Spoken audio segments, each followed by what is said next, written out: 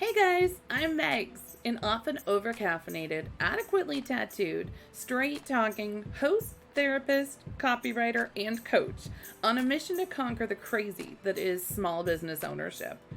Join me every week for a rousing combination of lessons learned and gold nuggets uncovered on my own self employed journey, as well as interviews with other kick ass creative leaders and how to pointers for those business owners that want to improve their own professional copywriting skills, since words are kind of my jam.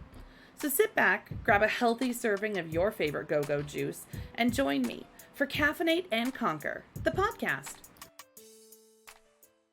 All right, my dear. So, Miss Naowshaba, thank you so much for taking the time today to hang out with me. I appreciate it. Oh my gosh, such a pleasure. I'm really, really excited that you asked me to do this, Megs. Thank you so much. I'm so excited. So I want to know, first off, what is your story? Where are you from? What's your background? Tell everyone who you are. Yeah, so I am a business coach from Washington, D.C. I was born in New York, Queens, New York, which is a very populated area for people from Bangladesh, which is where I come from. I was I was born in New York. My family's from Bangladesh. We moved to Alexandria, Virginia, very early on when I was quite small, and so I was raised in the Northern Virginia area my whole life, and now I'm in the DC area, just living life, and yeah, so that's really where I'm from and my background, I guess, and I work full time as a business coach, and I work specifically with the other female coaches, as well as service providers offering some sort of service online, helping them really master simple but effective strategies so that they're booking more clients and making more money online in their business. I love it. Now, what got you into coaching? Oh boy, Megs, that's a good question. It's a good one because I do get asked that a lot, and it's not, I feel like it's not really a conventional, story of like getting into coaching. I honestly didn't know what coaching was before I started. I remember thinking like business coaching, like is that like a consultant? Is that like an agency? Is like what exactly is that? An advisor? I had no clue because I guess I just associated coaches with maybe like life coaches. I'd heard of like that buzzy like life coach term for sure, and of course sports coaches, but I didn't understand what a business coach would be. And so I had graduated college with a degree in political science, and it was a good degree, and it was from a good school, and I thought I was going to go to law school my entire life. But after I graduated college, I found it really, really difficult to find a career in what I really wanted to do because I didn't really know what I wanted to do. I knew I wanted to do something with journalism, maybe communications, definitely nothing with politics, definitely nothing with law. I realized that shortly into college. And, I was just like, well, what do I do now that I have this degree, but I want to do something totally different? And then I was just kind of bouncing around, and I knew that throughout college, what I was doing is I was freelancing with businesses, kind of behind the scenes, helping them with creative direction, content writing, a little bit of consulting as well, and just kind of working with them to help their business grow and look incredible, and to really appeal to whomever their audience was. But I never thought that could be like a full-time job. I thought like, no, of course, that's kind of like, how do you do that freelance stuff like full-time? Is that even a thing? And so, I was unemployed actually for 9 months, Megs. I don't talk about that a lot, but I was actually unemployed for 9 months, and then I had eventually found this like retail job just to make ends meet, honestly.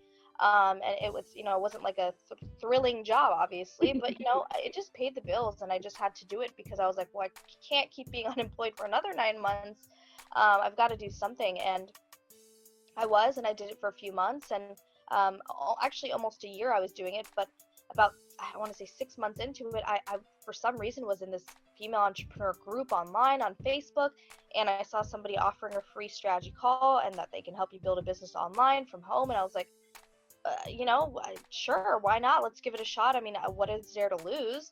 And so I hopped on the call with that lady, and she was a business coach herself, and I did not know anything again about business coaches, but I dived right in that call. I actually, Wow. in hindsight, you should probably, pro tip, interview a few coaches, just in general, you should always definitely do that before you make any investment. But, again, I didn't know anything about anything. So I was just like, okay, cool, sounds great. And it was a great coaching experience. I learned the ropes of Facebook and coaching and what even is it. And so I spent my last $2,000 that I had, Megs, Wow. build the business. I had absolutely nothing. Remember, unemployed for 9 months. I depleted my savings, and it's not like the retail job was bringing in, the big Yeah. bucks. So I just spent my last 2,000, and then here I am today. So pretty cool. I built a 6-figure coaching business in under 12 months. Once from that call to today, and deciding to make that decision, and I have never looked back. Oh my God, it's absolutely amazing. It's so inspiring. It's so inspiring. And I did not realize that you went into that call not really having an idea and just kind of a wing and a prayer, I guess. Wow. That's amazing. Yeah, we went through a couple ideas. I had like an idea of potentially helping bloggers get on PR lists, because I was a freelance beauty journalist, and so I was actually on like all these awesome PR lists without having to pitch, and so I wanted to potentially teach bloggers how to do that. And then I quickly realized products don't pay the bills, so probably more clients would be more inclined to work with me if I taught them how to make money. And so I actually then started off as a copy coach, and specifically taught people how to write copy that would convert. And then I realized how deeply intertwined words were with marketing and overall business marketing. So then I did the business coaching program, or the business coaching direction, and then started my programs there. And basically, like you said, a wing and a prayer. I was just kind of like, I don't know what I'm going to do. I want an online business. I don't know what's really going to be, but let's just do it and figure it out. And so then I was in her 8-week program, and that's what I did. Wow, that's amazing. So, okay, one question then, since you kind of jumped in just like with both feet, what's one thing that you wish you'd known before you started your own business? That's a good question, Megs. I think that I wish I knew a little bit more about I feel like for how long it took me to get the ropes, I did learn it pretty quick. I won't lie. I feel like I did, I have built a really incredible business in the 12 months that I've been a coach for about, officially online as a coach for about like a year and a month. But I will say that I feel like I do learn things quick, but I would say overall still I like to have a lot of knowledge beforehand to make some informed decisions. So I wish I knew a little bit more about that the coaching world existed. It's not a regret by any means, but I just did not know that there was like Facebook groups and like all these online service providers and coaches of every kind. I just wish I knew about this community beforehand. That's like my only thing. Yeah, I don't really have anything negative, but just I definitely wish I knew about this world sooner. I probably wouldn't have gone to college.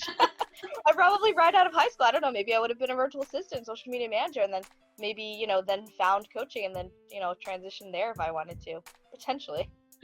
I'm not going to lie, that's actually the exact same thing. Like when I think of these questions and I'm looking at them myself, I'm like, God, I just wish I'd known this was an option. I wouldn't have wasted so much time in management and customer service. And right? Like, who knew that this world even exists? And I think, honestly, most people still don't really know this world exists. I had one of my clients who just signed on to my one-on-one program. She actually told me that, and she is super savvy. She's done her research, and she's a rock star. But she basically was telling me on our consultation before she had signed, she was like, I then found this world of Facebook groups, and previously I thought that you'd have to be an influencer if you're on Instagram and have like millions of followers, but there are influencers here on Facebook groups. And she was like, and you can have lots of influence in these groups and make lots of money and have lots of people quote unquote following you without being this conventional influencer that you think of on Instagram. And it is a different world. And someone called me an influencer, and I was like, that was really weird. I was like, I do not think of myself as an influencer, but maybe in some ways I am with my group. I mean, it's kind of growing, and a lot of people rely on me in that group, and it is such a different world than Instagram. But yeah, it is. Well, and I would call you an influencer. I mean, we connected online through another networking group, through another coaching group, and I mean, I would never have known who you are. We're on absolute opposite sides of the country. We're in the opposite Washingtons.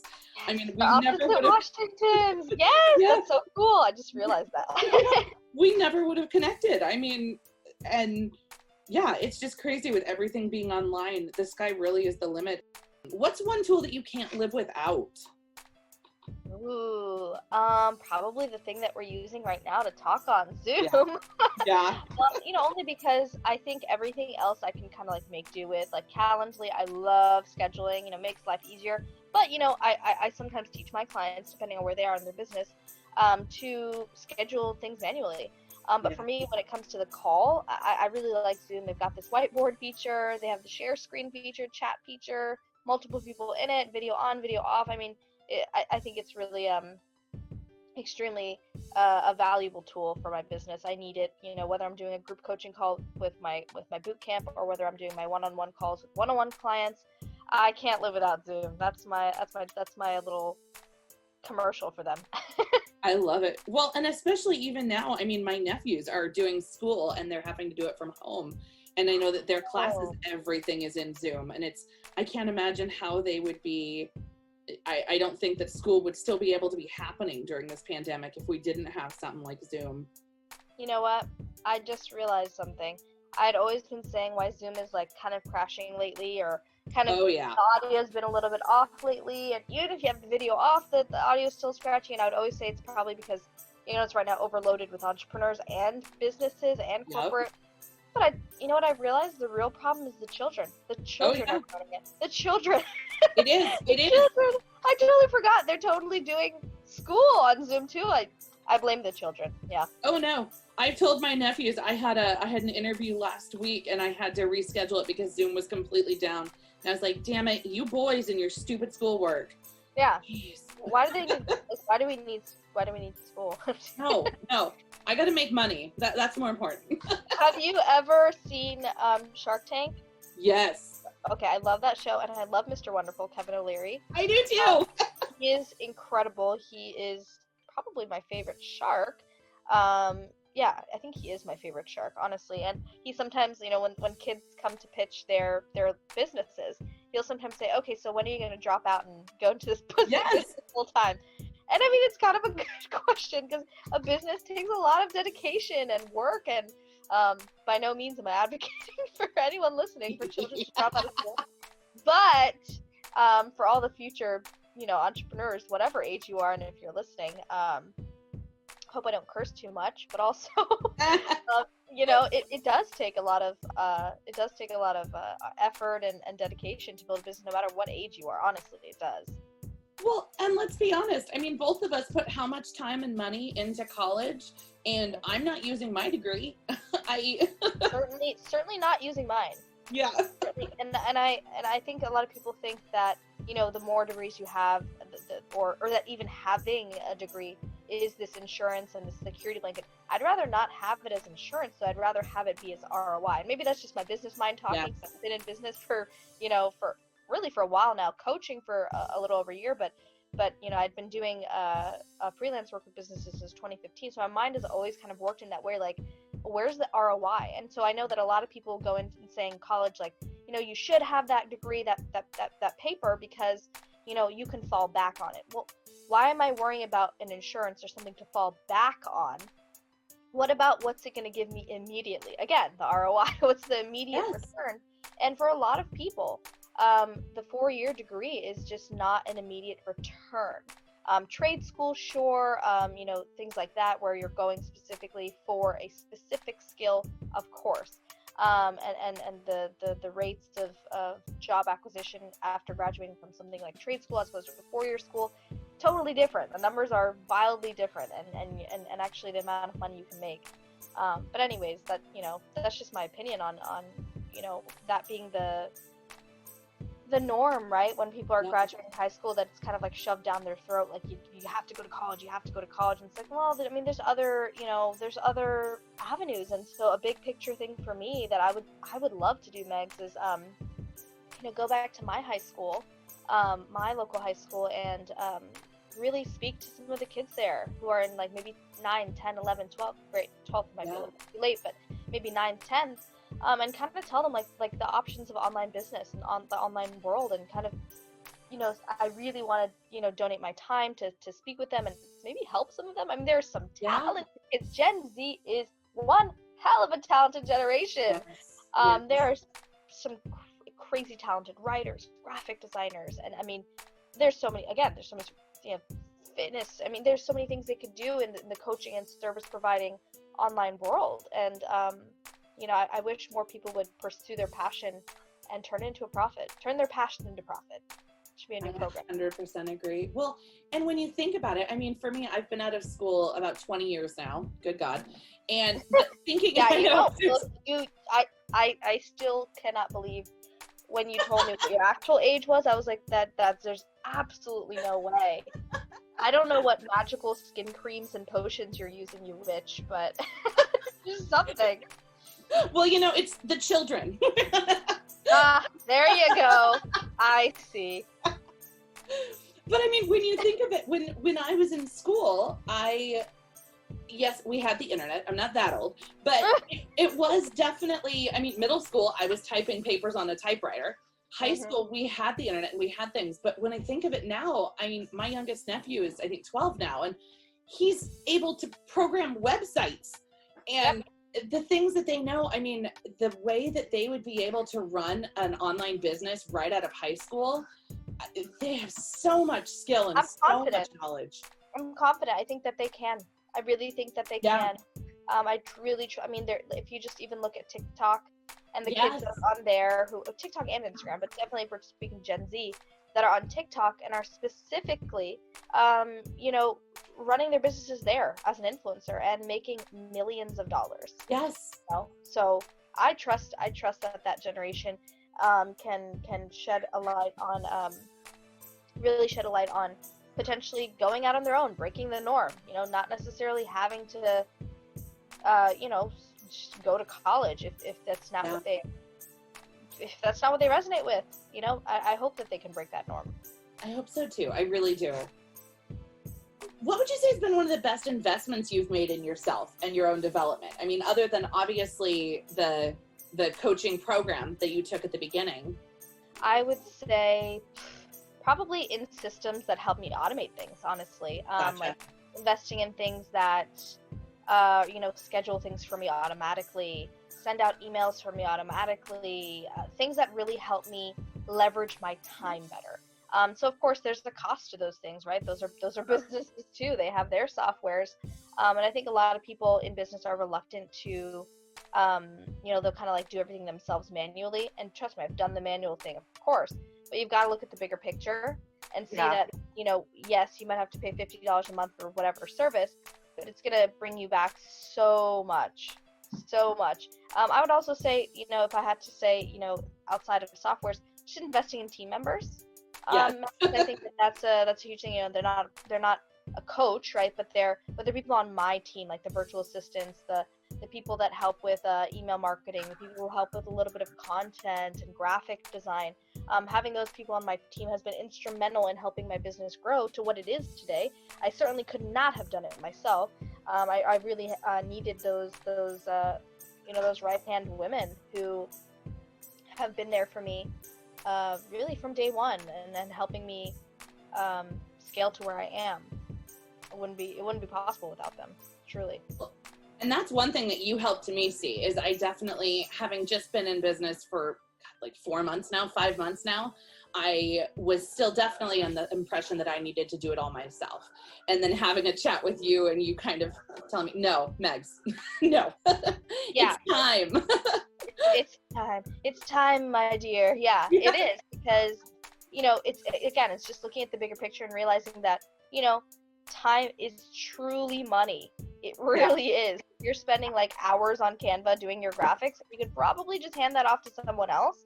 Or when you're spending hours trying to, do all the admin tasks for your business, when you should probably give that to a virtual assistant. And honestly, making that shift and thinking time is money. I need to focus on the tasks that are only going to be directly tied to me making money. That's when that shift is when you're starting to think like a 6-figure entrepreneur. Seriously. So it's huge. Before I started my business, I definitely was not a believer in mindset. I definitely saw it as a woo-woo. Same. We talked about this. It was a shift though. When I accepted that, when I leaned into it, it's absolutely insane how important and how powerful mindset is, and just where you focus your attention. It's crazy. The moment, I think I may have told you, the first month that I decided to work on my mindset, the very next month, my income doubled. Doubled! Like, the first month I started to work on, I was like, you know what? I don't know what all this abundance, scarcity, mindset, like, limiting belief, what the hell is this shit? I don't know what it is, but you know what? I'm gonna take a leap and just I do love looking into things and researching things that I really don't know about. Yes. Because I really do like to learn. I think that's been helpful to me as a coach to want to learn. I mean, and so when I did, I'm like, okay, let me try these things. It's kind of making sense. And seriously, the next month my income doubled, literally. And that just goes to show how powerful mindset work is, and when you put in the work and actually, you know, do it consistently, because it's just like any other muscle in your body, right? Like, you don't just go to the gym for 2 weeks, like me. I was gonna say that. Yeah. Oh my god, bro, like, terrible. I just ate a freaking chocolate chip cookie before this interview. Like, literally ate a chocolate chip cookie.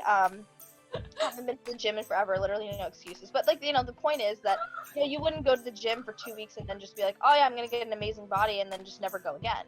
It's just like that for your mindset. You know, I wish it was that easy, but, you know, unfortunately it's not. And so it's the same for your mindset muscle. Your mindset muscle needs to be practiced every day. It doesn't have to be something grand. You don't have to journal and, you know, write stuff all over your, you know, mirror. You don't have to make it grand and big and, you know, whatever. But it can be something small. I mean, just a little mental reminder to yourself that, hey, I am worthy of a 6-figure business. I am worthy of a 7-figure business. Whatever you wish to say to yourself, I am worthy of success. Even if just that small reminder is working that muscle for that day.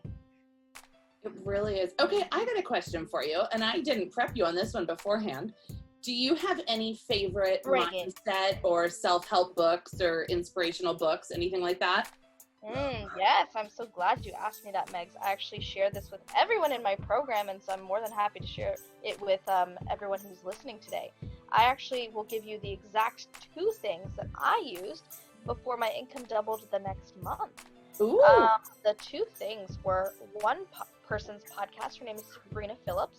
She has a podcast called The Intentional Entrepreneur, and I loved listening to it when I was working on my mindset work. She talks a lot about manifestation and how truly the ability to create anything you want in life lies within you. That power lies within you, and she helped me realize that.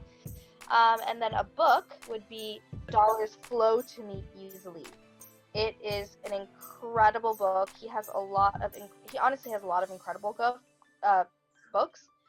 But that one has been really instrumental in helping me understand the difference between really living an abundance mindset as opposed to living in scarcity mindset, where I think a lot of people live in. I sometimes live in it even now. I mean, like, the thing with mindset is that you're not going to be perfect every single day. It really is a journey, and I loved that book because it really helped me understand that, you know, you don't have to stress over the little problems in life and business, and focusing so much on those problems doesn't actually bring you a solution.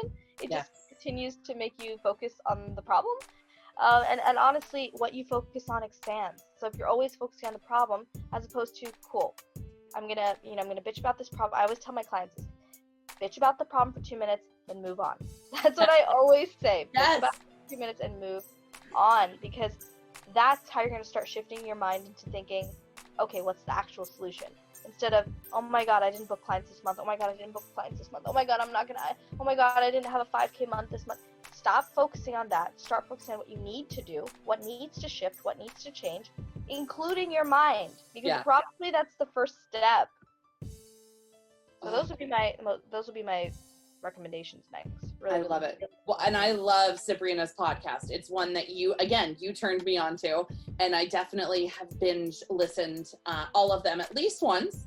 Yeah, so helpful. We're kind of a little bit more logical brained people, so I don't know.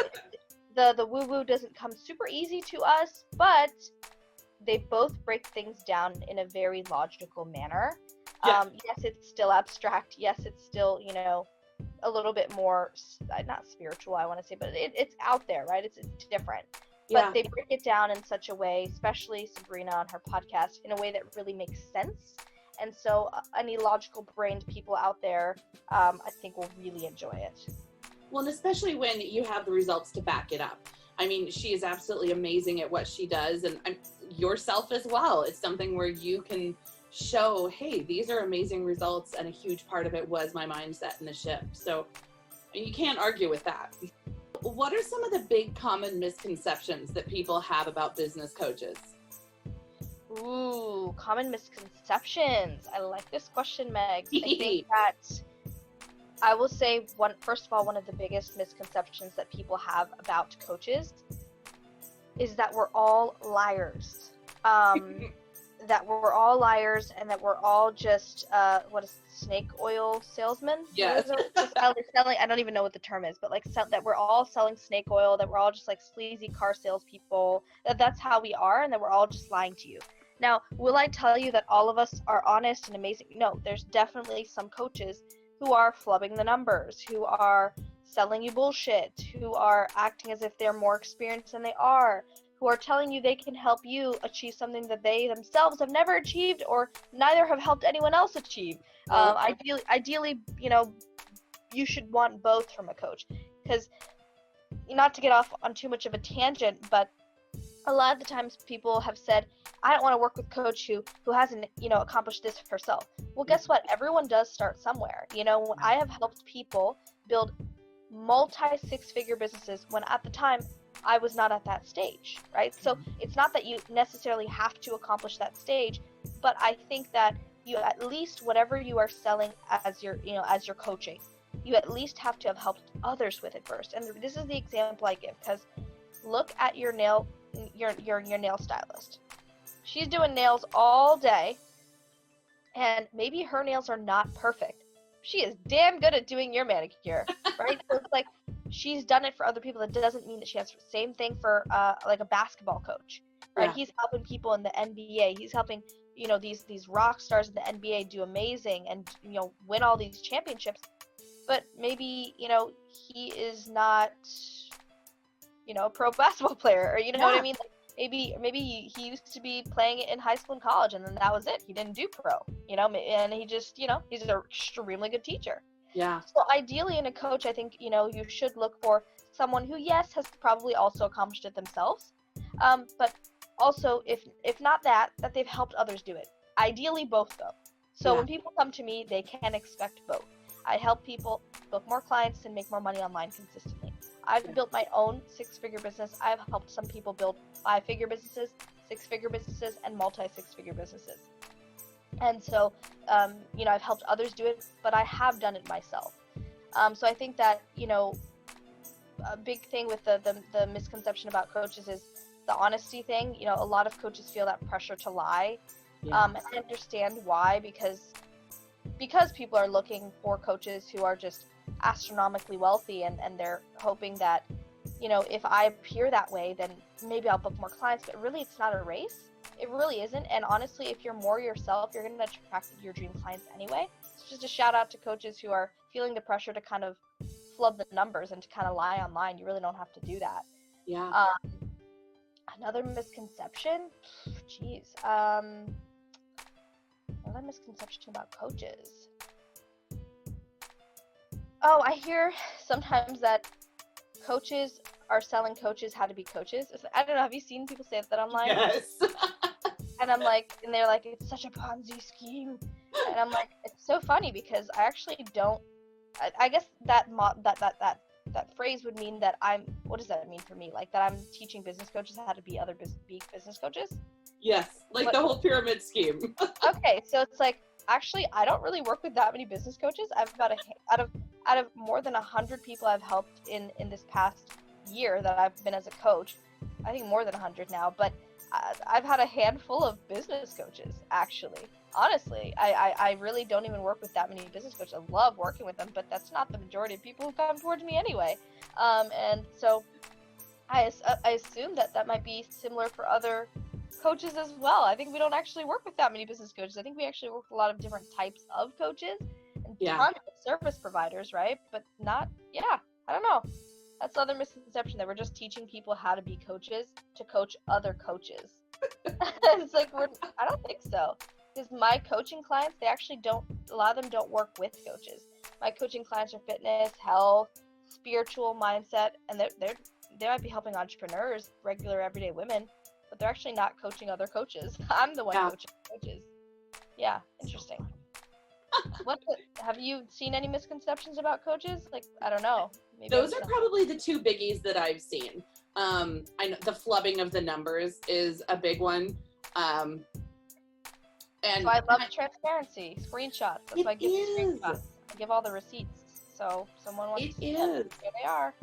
Yeah. Well, and I think that's the hard part about everybody's business being online, is that it's super easy for people to get caught up in the, oh God, well, all of the coaches here are saying that they can get me to 6 figures, so I have to say that I can get people to 6 figures. Oh, geez. And so it's just like you said, it's not comparing yourself. It's not a competition. It's something where you got to be true and genuine to you.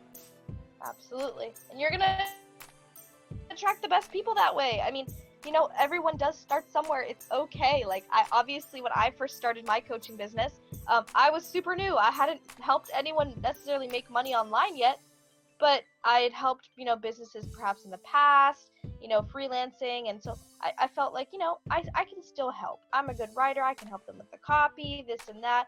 And so I could help them in that way. And so I realized, you know what? I'm probably going to work with newer people. I'm newer, and that's totally fine. And it worked out just fine. I love it. I love it. One more question. What is your caffeine of choice? Megs, I feel so unqualified for me to even be on this podcast, because I actually don't drink caffeine. Wow. Not for any particular reason. It's just, I don't know. I don't end up drinking anything with caffeine. I really never drink coffee. I like tea sometimes, but I really don't drink tea. I'm envious. I have to have it or I can't get through the day. I don't drink soda. I don't drink any caffeinated things, I don't think.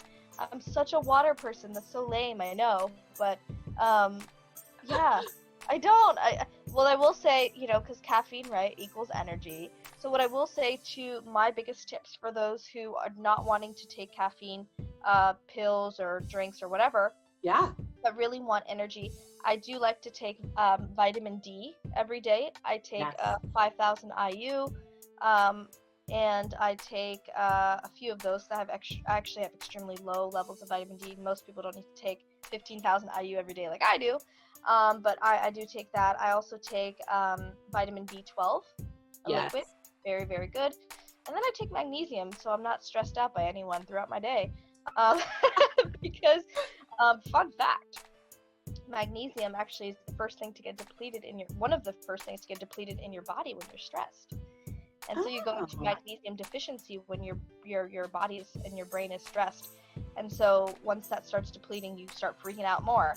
And so if you have magnesium in your body, you are able to regulate that stress a little bit better and manage it. So I do that. Interesting. That crazy people don't, you know, stress me out throughout the day. I love it. All right, adding magnesium to the shopping list. Yes, it's a super, super cool. It's like a little gem. Like, most people don't know about it, like being good for stress, but it really is. Yeah. I do the vitamin B12 and the vitamin D because being from the Northwest, we don't get much sun. So I gotta overdose on the vitamin D as much as I can. But magnesium, that's very interesting.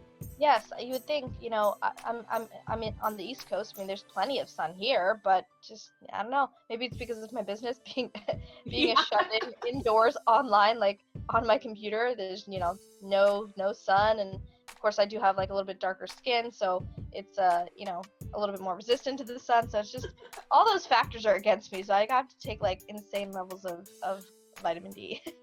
I love it. Well, my dear, do you have any other thoughts or tips or recommendations for entrepreneurial hopefuls when it comes to starting their own business or scaling their business? I would say my final thoughts is to just trust yourself and go for it. There's not a better bet you can take than taking one on yourself, right? There's absolutely no better bet you can take than on yourself, because once you start believing in yourself, and like when we were talking about mindset, right? When we said, you even just having that thought of that I am worthy of success, even just believing that, that is going to take you such a long way. The only thing you need to do is have that belief and just start and just see where you can take, that maybe you have a little side gig that you have, how you can so beautifully turn that into a full-time business if you really have the drive and the belief to make it happen. I love that. I love it. Well, and I will give a little shout out. I worked with Naowshaba. I was in your boot camp. God, what was it? Was it a month ago now, I think? I think so. Maybe a little bit longer. Maybe. Yeah, a little bit more. And I was able to hit my first $5,000 month when I was in your boot camp. Actually, knocked it out of the water, and it was an $8,000 month. So I can definitely speak to your mad skills and inspiration. Oh, thank you so much, Meg. So you're really just that perfect example of like, hey, this is scary as shit, but I'm gonna do it anyway, right? Like, it's not easy to invest in yourself, and it's not easy to, especially like putting in the money. Of course that's not easy. That's scary. Yeah. It's not easy to be like, okay, all bets are on me. All fingers are pointed at me to make this happen. It's not easy to have that. But once you are like, you know what, this is scary, but I'm gonna do it anyway. If you have that attitude, you will, I promise you will hit whatever income goal, whatever business goal that you have. You just got to have those few elements in place. I love it. It's true. Well, and then having a good coach in your corner, I mean, it helps a little. Yes, and there's where that investment comes in, because that's scary, of course, to invest, monetarily into a coach and to believe, can this coach really help me? But once again, align with someone, because there is a lot of dishonesty out there. Align with someone who has either, helped people who look like you, who are doing what you do, or, have done it for themselves. Ideally both, and then you can kind of almost make sure that you're with a good coach, especially if the vibe is right too, which I knew I loved you like long ago, and I was like, yep, need that girl in my program. I love it. Yeah, we clicked. Oh, a long time ago, yeah. It was when we first had met. I thought you were just awesome. So I was like, yep, you need her, stealing her. Hell yes. Well, my dear, where can people find you? So I think the best place to find me right now, I think you may agree, Megs, is my Facebook group. It's growing every day. It's such an awesome community of like really, honestly, like really badass, but like also really, really nice and helpful people. Mm-hmm. It is called Thriving Female Entrepreneurs. You can just search it right in Facebook. Thriving, THRIVING, Female Entrepreneurs. I feel like I should be spelling entrepreneurs. Like thriving is not the hard part. Like entrepreneurs is the one that's actually like really annoying to spell. I love it. If you search Thriving Female Entrepreneurs, you'll find that right in the search bar. Or you can go to facebook.com/groups/the Thriving, like THE Thriving Female Entrepreneurs, and I will connect with any of you ladies listening today and men in there. Well, actually, only women are allowed in the group. So if you're listening and you're a guy, I'm sorry, you can't be in there. Thanks for listening, but no. Yeah, you can't sit with us, but you can always slide into my DMs. I'm just kidding. I absolutely love it. I love it. Yeah, don't slide into my DMs. Yeah, but, no, we're not that kind of podcast. No, we're not that kind of podcast. This is not that kind of podcast. But I will see you ladies over there in my group, and I'll see you there too, Megs. Email us at megs@megswrites.com with any questions, and we'll do our best to answer them. Who knows? You may hear your question discussed in a future episode. You can also follow us for additional updates, puppy pics, and food porn on Instagram at Caffeinate and Conquer Podcast. Be sure to subscribe so you don't miss out on any of the fun, and spread the word to your fellow badass caffeinated friends. The more the merrier. As always, thanks for listening, make good life choices, and see you next week.